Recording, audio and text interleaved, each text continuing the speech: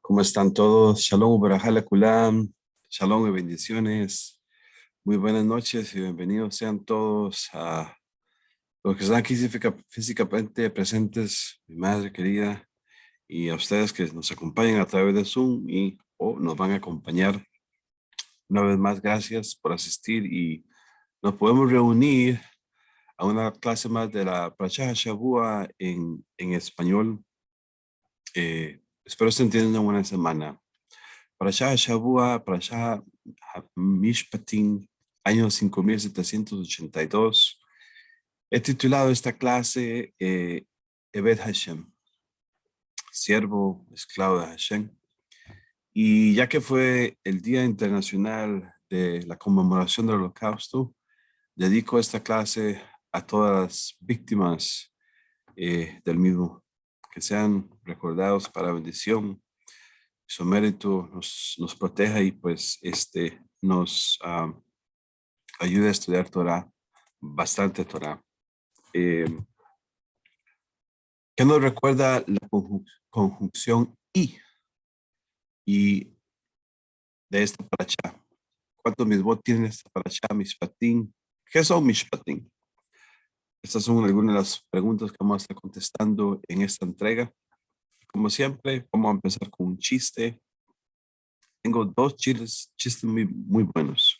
Como ustedes sabrán, yo nací en Costa Rica, entonces voy a usar país de Costa Rica. El primero dice, una vaca le dice a un burro, me voy a vivir a la India, allí las vacas son sagradas. Dice el burro, yo me voy a vivir a Costa Rica, porque allí los burros se hacen presidentes. Y uno más. Un burro iba pasando la frontera hacia Estados Unidos y una sola iba pasando la frontera hacia México. Y los dos se tropezaron. Entonces la sola le dijo al burro, I'm sorry. El burro le dijo, o le respondió, I am burro. No se me ría mucho, o ríase mucho. Resumen de la parashá, como es usual, la porción de esta Torah de esta semana comienza con las palabras Ve'ele hamishpatim. Se traduce algo así como, y estas son las leyes que se presentarán al frente del pueblo, ¿verdad?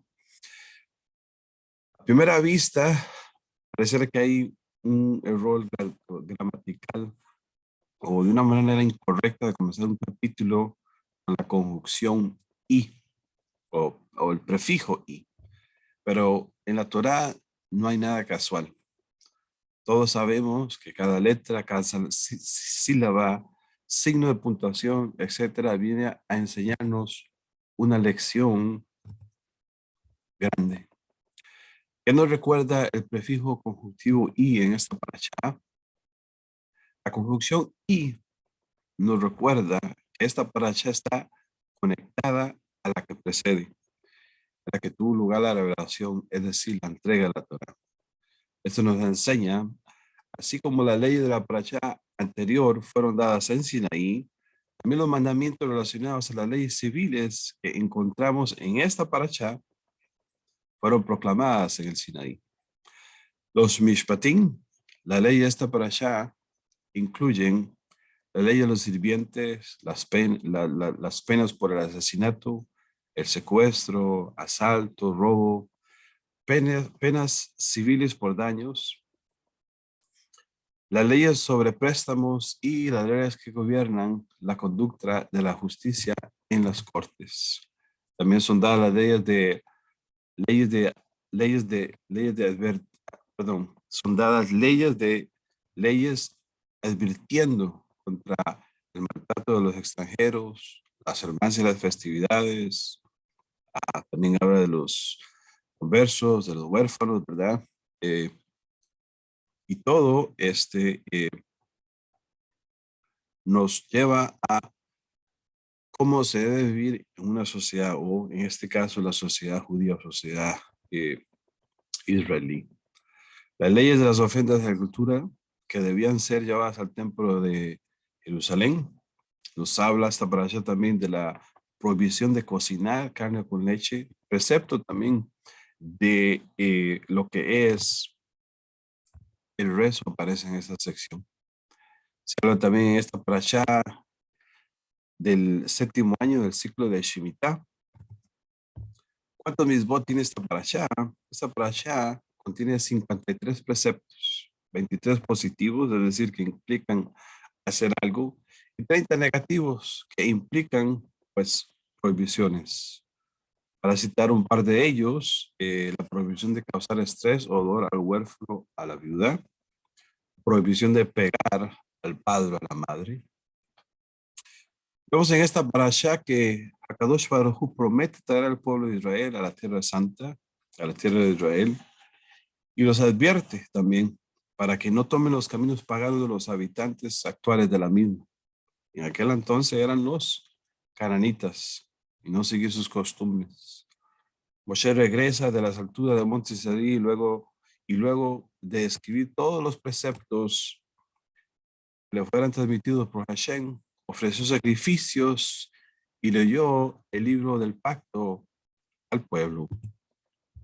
Este respondió de inmediato diciendo: todo lo que Hashem ha dicho, lo haremos y lo escucharemos.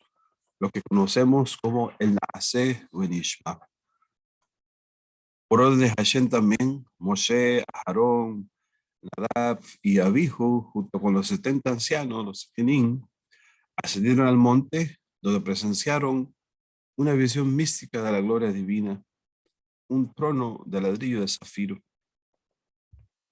Después de su descenso, Moshe fue convocado solo para recibir las 2 tablas de la ley, lo que conocemos como los Aseret HaDibrot, ¿verdad? Sobre los cuales Hashem había escrito los mismos, a fin de que le fueran enseñados ampliamente al pueblo, mientras que Aarón y Hur quedaron para gobernar en su ausencia.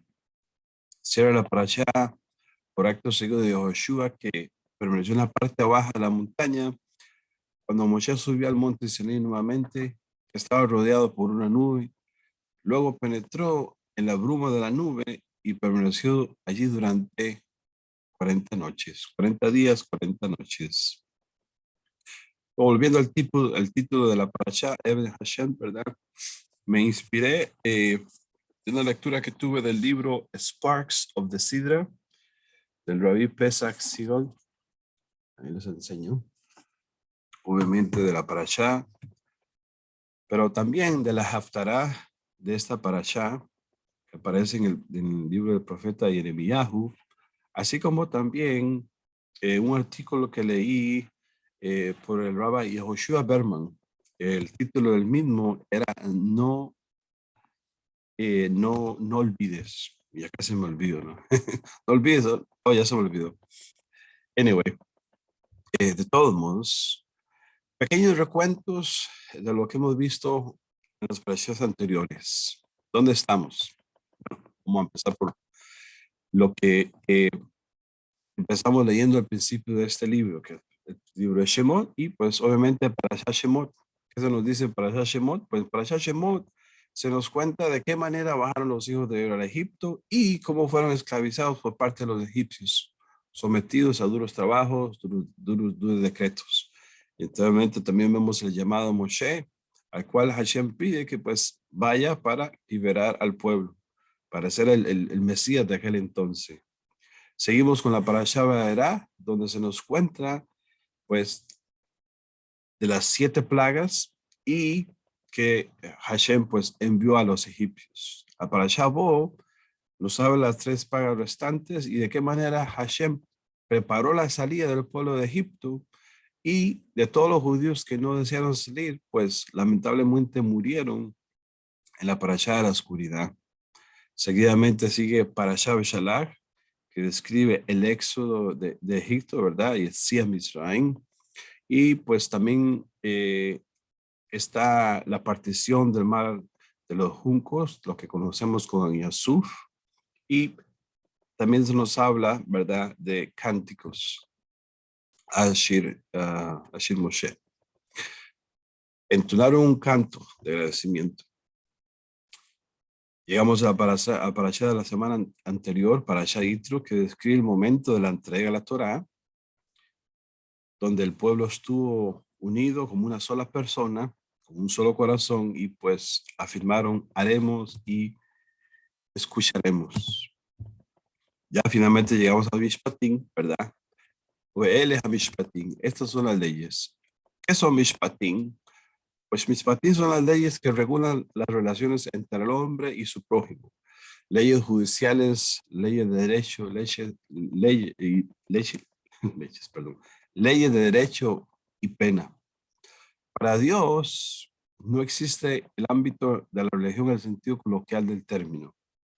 Como dijimos anteriormente, el hecho de que diga UL, la conjunción, el prefijo conjuntivo y implica que también se dijo en Sinai.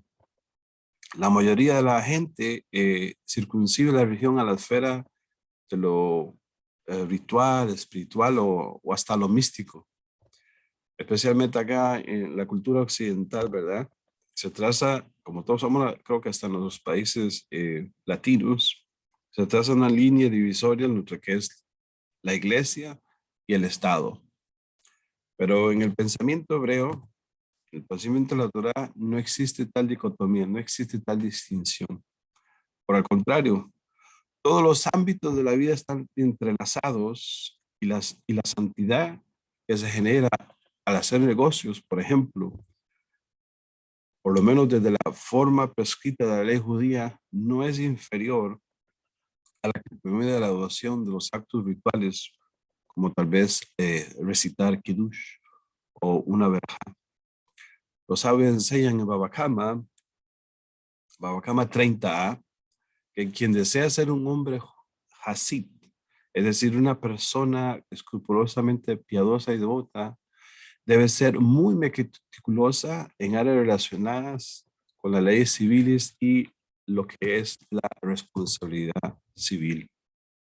Ahora bien, súbitamente en esta parashá Mishpatim, nos encontramos con un tipo de literatura totalmente diferente, un código legal, si lo podemos llamar de esa manera, que abarca una sorprendente cantidad de temas: la responsabilidad por daños, protección de la propiedad, las leyes de la justicia, etc. Como referencia, el Shulchan Aruch habla de todo esto en lo que es la sección de Hoshen Mishpat. Y la primera mitzvah que aparece es la de Eved Ivrit. Es Eved Ivrit, siervo judío, siervo, en este caso, Eved Ivrit, un siervo hebreo que debe cumplir su contrato de esclavitud. Eved de Abad, trabajar, servir. Entonces nos dice la parasha, empezando, ¿verdad? Dice, él es Hamishpatim, Asher Tashim Lifnehem. Algo así como, y estas son las leyes, ¿verdad? Y las pondremos, las colocaremos al frente de ellos. Hitifne Evet Ivri, Sheshanaim, Yavot Ubashvi, Yase Lehafshid Hinam. Esto se traduce acá, la versión de ArtScroll, como si adquieres un siervo judío, durante 6 años servirá y en el 7º saldrá libre sin cargo. ¿Ok? La pregunta, la pregunta que podemos hacer es, ¿por qué esta primera misma es la mencionada?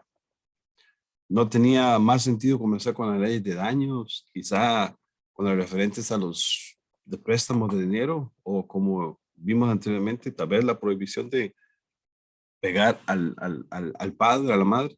No pareciera que tal vez tenga un poco más de peso. Al mismo tiempo, aquí todo el énfasis gira en torno a la duración de la esclavitud del judío. Como dice, si trabajara 6 años servirá y el 7º saldrá libre.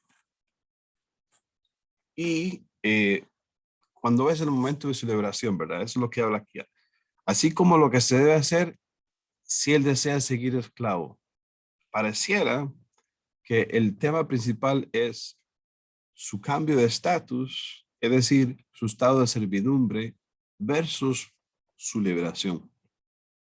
No parece que se le dé importancia a la ley relacionada con la esclavitud misma, que era, que implicaba ser esclavo, o en este caso, que era la responsabilidad de un esclavo hebreo. Se trataba de igual que a un esclavo no hebreo, se regían por las mismas leyes. De eso más adelante nos habla la escritura en el libro de Levíticos, en el libro de Baijra. Por alguna razón, acá no habla de eso. La pregunta es por qué. Haftará nos da la respuesta, o más bien nos da una enseñanza. Haftará de Mishpatim, que vamos a leer en este Shabbat, viene del profeta Yemiriyahu. Y nos cuenta en la época del rey Sidkiyahu que el profeta le advirtió al pueblo de Israel que el rey Nebuchadnezzar estaba camino a Jerusalén para luchar contra ellos. ¿Qué hizo el pueblo? Enseguida el pueblo volvió completamente en Teshuvah a Hashem, y cada uno de los miembros del pueblo de Israel liberó a los esclavos judíos. O sea, el pueblo en aquella instancia tenía esclavos judíos. O sea, un judío tenía un esclavo judío. Pon atención a esto. De inmediato se le avisó al pueblo, ¿verdad?, de Israel, que Nebuchadnezzar y todo su ejército estaban regresando hacia Babilonia. En otras palabras, Hashem aceptó la teshuva de ellos, ¿verdad? El retorno de ellos, y podemos decir que fue un milagro y pues lo salvó el rey Nebuchadnezzar. Esto es sorprendente. ¿Por qué el pueblo de Israel no decidió ser más cuidadoso en la observancia del Shabbat o alguna otra misma, sino que simplemente liberaron a sus siervos? ¿Qué tiene de especial esta misma para que por su mérito mereciera salvarse el pueblo de Israel? El profeta Yirmiyahu cuenta que después de haberse salvado de Nebuchadnezzar, cada uno volvió, cada uno volvió a tomar prisionero a su esclavo. Y aquí tengo señalada el versículo. Estamos en la Haftarah Mishpatim, la versión del Humash de ArtScroll sería en la página 1232, 1232, capítulo 34 del libro de Miyahu, y el versículo 11 dice: pero luego se retractaron y trajeron de regreso a los esclavos y las esclavas, a quienes dejaron ir en libertad, y los subyugaron como esclavos y esclavas. Esto es sorprendente, esto es fascinador, esto realmente es de tomar atención, o llama mucho la atención. Aparte de que esta misma tiene muchos detalles, también posee una función central en la observancia general de la Torah. Hola, Eliot.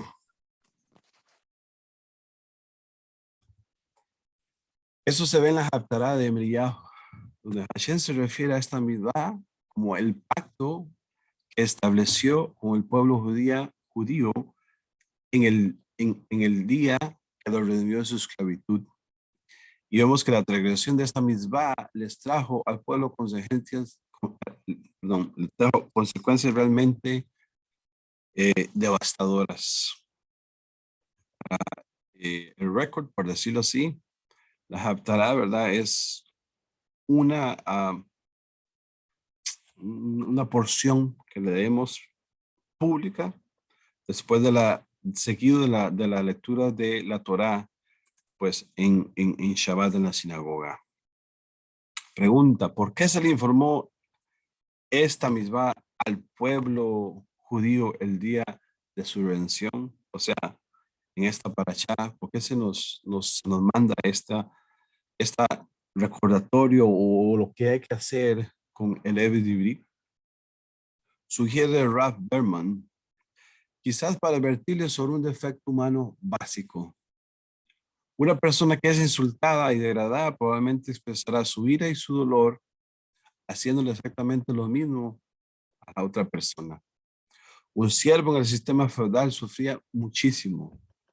¿Qué es el sistema feudal? El feudalismo es el sistema económico, político, social de la Edad Media caracterizado por la división de la sociedad. Creo que me entienden. Sin embargo, si lograra ascender hasta la cima y alcanzar el estatus de un noble, probablemente trataba a los siervos que habían sido sus compañeros de la misma forma que él había sido tratado. Esta serie de efectos de la naturaleza humana es una espada de doble filo. Las personas que son heridas probablemente herirán a otras y quienes sufren probablemente olvidarán sufrimiento apenas dejan de tenerlo, lo que se impedía sentir empatía por quienes siguen sufriendo. O se puede hacer un círculo vicioso del mismo. A mí me hirieron, yo te hiero, a él hirieron y la persona sigue hiriendo y es una cadena que no tiene fin. Para tener éxito en el cumplimiento de las obligaciones personales, lo que conocemos como Misbod Ben Adán le Javeró, este desperfecto del cual habla el rap, estas heridas, este modo de pensar, este modo de actuar debe cambiar. El día que salimos de Egipto, Hashem nos advirtió que no olvidamos el sufrimiento que genera la esclavitud, que tengamos consecuencia de que si bien logramos la libertad como pueblo, en el futuro nos íbamos a encontrar con personas que atravesan las mismas dificultades o han atravesado las mismas dificultades. ¿Cuántas veces no nos encontramos personas conocidas o desconocidas con dificultades y uno se queda como, ¿está bien? Debemos recordar lo que se siente al enfrentar el dolor y ser sensibles de tener empatía con quienes sufren. Cuando el Everybri cumple su obligación de trabajar 6 años, al séptimo se debe liberar. Y la Torah nos dice, tal vez hasta dar regalos, y si se casó, se puede llevar a la mujer, pero también otras restricciones. Tenemos que recordar lo que implica ser esclavo, estimados, estimadas, y no retenerlo ni un momento más de lo requerido. Ahora bien, una idea similar vuelve a aparecer más adelante esto para allá. Nos habla de un ger, de un converso, y no abusar económicamente de él. También la prohibición de causar estrés al huérfano, a la viuda y otros misbot, a los mismos animales también. La prohibición de causar dolor y abusarse económicamente de otras personas en realidad es una misma general, que no la limitamos ni al converso, ni a la huérfana, ni a los animales. Sin embargo, la Torá da una misma especial con respecto al converso, porque este es un recién llegado. No conoce la gente, no conoce la tierra, no conoce eh, el lenguaje. La Torá les dice algo así como, porque fuimos extraños en la tierra de Egipto. ¿Saben lo que es ser un extraño? Sentirse fuera de un lugar. O sea, es algo que nosotros vivimos o nuestros antepasados vivimos, o hasta nosotros los que hemos emigrado a otro país, podemos saber lo que es eso. Ustedes saben lo difícil que es conseguir aceptación y seguridad. Tengamos cuidado en especial con el converso, porque en esa misma situación, porque en esa misma situación emocional, a menudo, ya sea, sí, perdón, emocional o económica, pues no es fácil estar.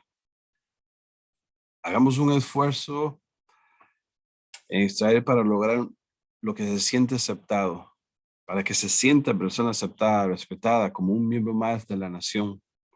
Tengamos sensibilidad, empatía, mostremos interés por este tipo de personas y por este tipo de casos que se nos puedan presentar.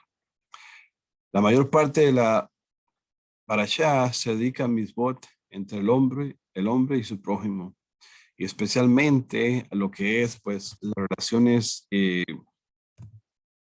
monetarias. Nos dice Dina, se suena feo, dice Dina, a ver si me acerco un poquito más, suena mejor.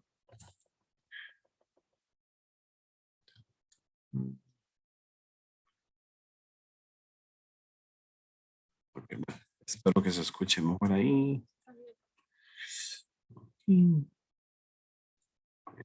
Seguimos. Entonces,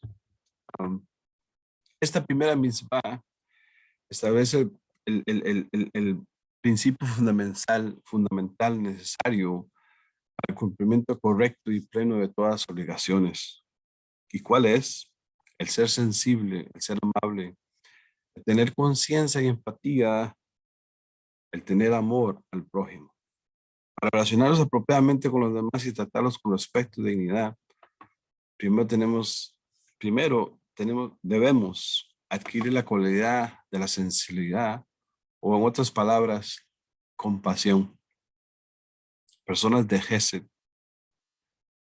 Probablemente la mayoría de las personas no se alegran si otra persona por descuido rompe algún tipo de objeto o algún tipo de daño pasa. ¿Por qué no ser cuidadosos también cuando se trata de los objetos de los demás? Por ejemplo, cuando alquilamos un auto, somos tan cuidadosos nosotros con él como lo somos con el nuestro. Digo auto porque he estado haciendo Uber, entonces yo puedo ver un poquito cómo personas tratan mi auto, pero me lo digo a mí también. De los sabios, el Pirkei Avot, que hay que cuidar el dinero del prójimo como si fuera tan valioso como el nuestro.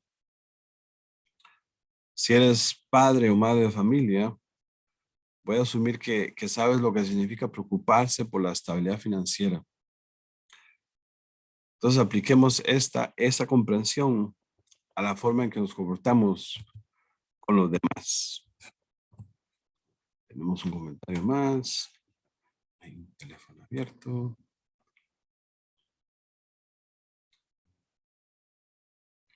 Okay.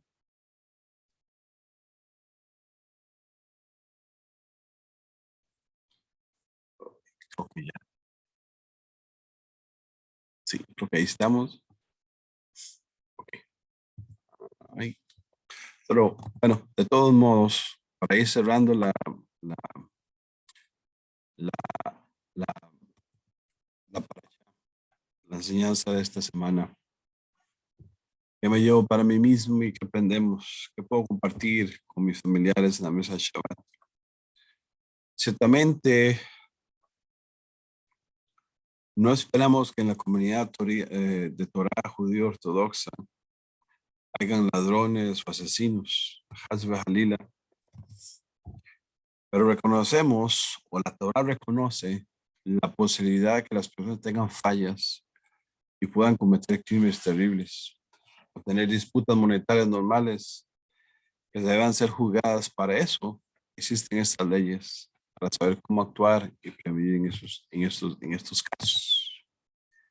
En días actuales, tal vez no muy diferentes, tal vez a los de la antigüedad, hay muchos tipos de esclavitud: esclavitud infantil, esclavitud al sexo, esclavitud al teléfono, esclavitud mental, esclavitud al trabajo, esclavitud al Yetzer Hara.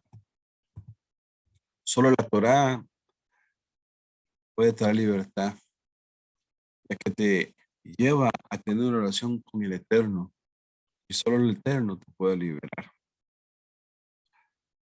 Y un midrash que habla de las tablas, ¿verdad? Y cómo han sido grabadas.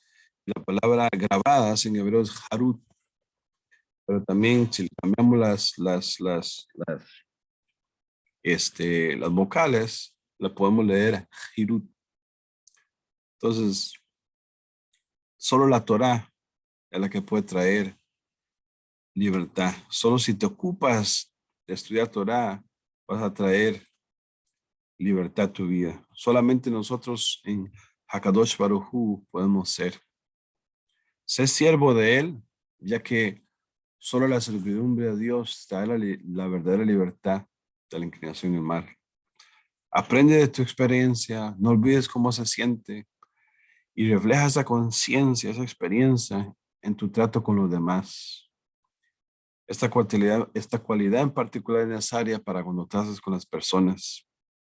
Suelta el pasado, aprende a mirarte sanamente, perdónate y perdona a los demás. Reconstruye si es necesario tu autoestima. La Torá nos enseña que debemos cuidarnos de esa falla humana natural. ¿Cuál es la falla natural? No olvidar de dónde venimos. Presta atención. No olvides tratar a los demás con sensibilidad. Entiende su lucha, sus necesidades. Sea amable, sea empático o ten empatía. Y no sometas a tu prójimo ni siquiera a un momento de servidumbre más allá de lo necesario, porque tú conoces la amargura de la esclavitud. Por último, quiero cerrar con el elogio más elevado que recibió Moshe fue ser llamado Eved Hashem, sirviente de Hashem, sirviente de Dios, siervo de Dios, esclavo de Dios. Y no hay ningún honor más elevado que este. Que el Eterno nos ayude a ser verdaderamente siervos de Él. Shabbat Shalom,